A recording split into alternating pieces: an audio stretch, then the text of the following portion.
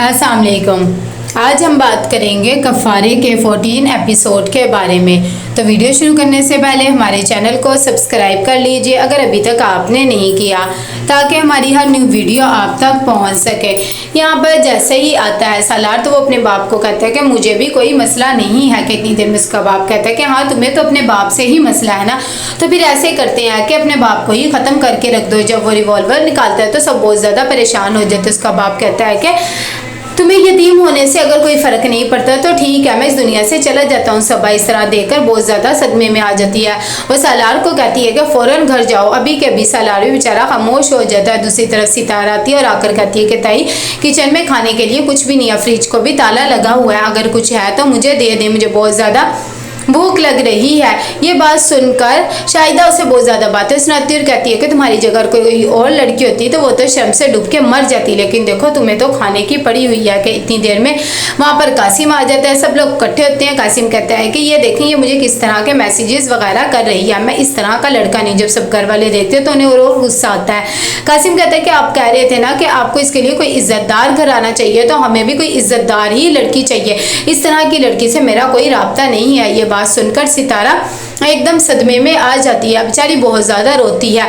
कासिम जब बातें सुनाकर चला जाता है तो शाहिदा कहती है कि इस लड़की ने तो हमें कहीं का मुंह दिखाने के काबिल नहीं छोड़ा है, मुझे तो समझ नहीं आ रही कि मैं इसका करूं तो क्या करूं। दूसरी तरफ यहाँ पर तनवीर कहता है कि बच्चे अपने आप को पता नहीं क्या समझते हैं, लेकिन देखो बच्चे ये भूल जाते हैं कि हम उनके माँ बाप हैं। दूसरी तरफ यहाँ पर सुरैया जब अपने बेटे को इस तरह देखती तो कहती है कि तुम कहाँ पर गए थे और ये सब कुछ क्या हो रहा है, कहीं तुम सितारा के पास तो नहीं गए थे, क्या बात है, सब ठीक तो है ना। कासिम उसे वो मैसेजेस दिखाता है और कहता है कि इसका जवाब देने गया था और उसे मना करने गया था। जब उसकी माँ ये मैसेजेस देखती तो हैरान हो जाती, साथ ही उसकी दादी भी ये सारी बातें सुन रही होती है, उसे भी बहुत गुस्सा आता है। दूसरी तरफ सालार ना चाहते हुए भी अपने घर जाता है और किसी को भी मुंह नहीं लगाता और जाकर फौरन अपने कमरे में चला जाता है। यहाँ पर सुबह को सितारा जब अपने कॉलेज के लिए तैयार होकर जा रही होती है तो उसके ताया उससे उसका मोबाइल ले लेते हैं और कहते हैं कि ये सब चीज़ें अब इसको नहीं देनी है।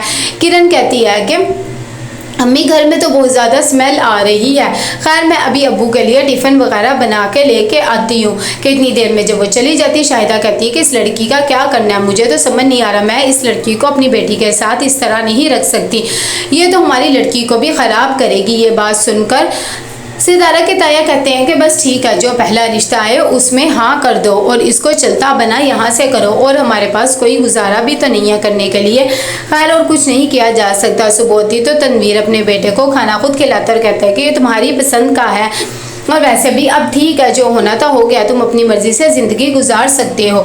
ये बात सुनकर सालार कहता है कि ये आप मुझे कह रहे हैं कि मैं अपनी ज़िंदगी से अपनी मर्जी से अपनी ज़िंदगी गुजार सकता हूँ, मुझे तो यकीन ही नहीं आ रहा। उसका बाप कहता है कि हाँ भाई, तुम्हें मेरी बेजा पाबंदियाँ ठीक नहीं लगती थी, इसीलिए मैंने कह दिया है कि जो तुम्हारा दिल करे तुम वो कर सकते हो। दूसरी तरफ यहाँ पर सना बहुत ज़्यादा परेशान होती है। वो सितारा को कहती है सब कुछ मेरी वजह से हुआ, ना मैं उसे मैसेजेस करती ना वो घर आता और इतनी जलालत होती।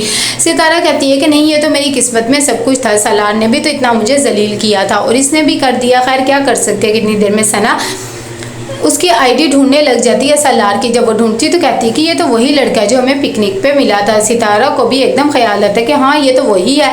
यहाँ पर खला भी आती है और आकर कहती है कि भाई नजमा, ये सब कुछ क्या हो रहा है, अपने भाई को बुलाओ और उन्हें कहो कि उनकी माँ जी ये क्या करती फिर रही है। नजमा बेचारी बहुत परेशान सी होती है और कहती है कि अच्छा ठीक है, क्योंकि उनके घर में भी नई नवेली दुल्हन आई होती है। कितनी देर में एहतशाम आ जाता है और कहता है कि वो लोग कोई भी फ़ोन नहीं उठा रहे और साथ ही इशारे से अपनी माँ को कहता है कि नहीं यहाँ से लेकर जाएँ, तो कहती है कि अच्छा ठीक है। दूसरी तरफ सितारा बहुत ज़्यादा टेंशन में होती है। उसे याद आता है कि किस तरह सालार ने उसे बेवकूफ़ बनाया था, हालांकि वो अमीर लड़का था। यहाँ पर सालार भी पिक्स वगैरह देख रहा होता है, डाटा सारा अपने लैपटॉप में करता है और दिन में सोचता है कि ये लड़की इस तरह की बदकिरदार और चालाक लगती तो नहीं है।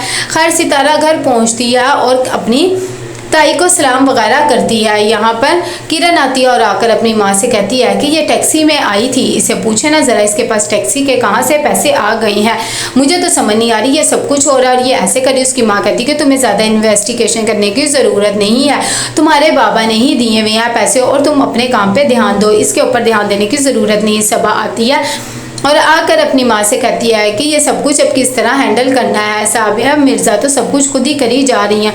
उसकी माँ भी जब ये फुटेज और वीडियोस देखती हैं तो कहती है कि इतने सस्ते दामों वो किस तरह मटेरियल दे सकते हैं, मुझे तो ये समझ नहीं आती। यहाँ पर तनवीर आता है और उन्हें आकर बताता है कि ये सब कुछ बिजनेस वूमेन है और देखो वो कितनी चालाक है, मास्टर माइंड रखती है, इसीलिए सब कुछ कर रही है। साथ ही अपनी बेगम को कहता है कि तुम भी इस तरह की ही बनो, इस तरह ही बनने में हमें तरक्की होगी और ये सब चीज़ें सोचने की ज़रूरत नहीं है। महरीन कहती है कि अच्छा ठीक है। दूसरी तरफ यहाँ पर सितारा बहुत ज़्यादा परेशान बैठी हुई होती है। किरण आती है और आकर कहती है कि तुम्हारे मेहमान आए हुए जिन्हें तुम्हें बुलाया है। सितारा कहती है कि मैंने तो किसी को भी नहीं बुलाया, मेरा कौन सा मेहमान आ गया है। यहाँ पर सब आती है और पिक्स वगैरह देख रही होती है सितारा की, जो कि लैपटॉप में होती है। USB जब वो LED पे लगाती है, साथ ही कहती है कि भैया लड़की कौन है, मेरे ख्याल से तो ये कोई इज्जतदार घराने की ही लग रही है और क्या इसके दिल में भी तुम्हारे लिए कोई सॉफ्ट कॉर्नर है। ये बात सुनकर वो कहता है कि भैया ऐसी कोई बात नहीं है, आपको कोई गलतफहमी हो रही है और फजूल में मेरी इन्वेस्टिगेशन करने की ज़रूरत नहीं। सलार खामोश हो जाता है।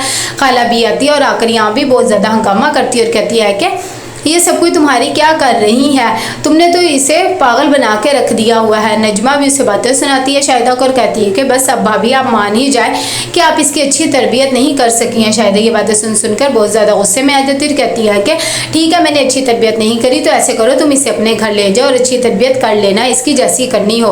कि इतनी देर में वहाँ पर शौकत भी आ जाता है और आकर कहता है कि ये बिल्कुल ठीक कह रही हैं, वैसे भी हमने कोई ठेका नहीं लिया कि इसे हम अपने साथ ही रखें, आप इसे अपने घर ले जाएं। जब सितारा ये बात सुनती तो हैरान हो जाती है और कहती है कि ताया आप ये किस तरह की बात कर रहे हैं। साथ ही शाहिदा से कहती है कि भैया अपना सामान पैक करो, तुम्हारी फूफो तुम्हें लेने आई हैं और अब इस दफ़ा लंबे अरसे के लिए लेने आई हैं, वो तुम्हें वहीं पर ही रखेंगी।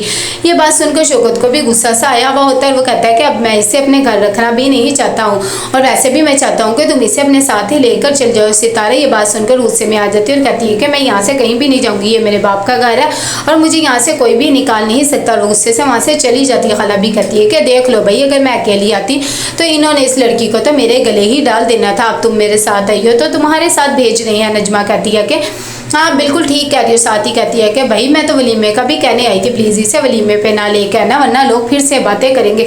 सितारा भी ये बातें सुन लेती है, उसे बहुत ज़्यादा दुख होता है। तो कैसा लगा आपको एपिसोड, लाइक एंड शेयर करके लाजिम करिएगा। अल्लाह हाफिज़।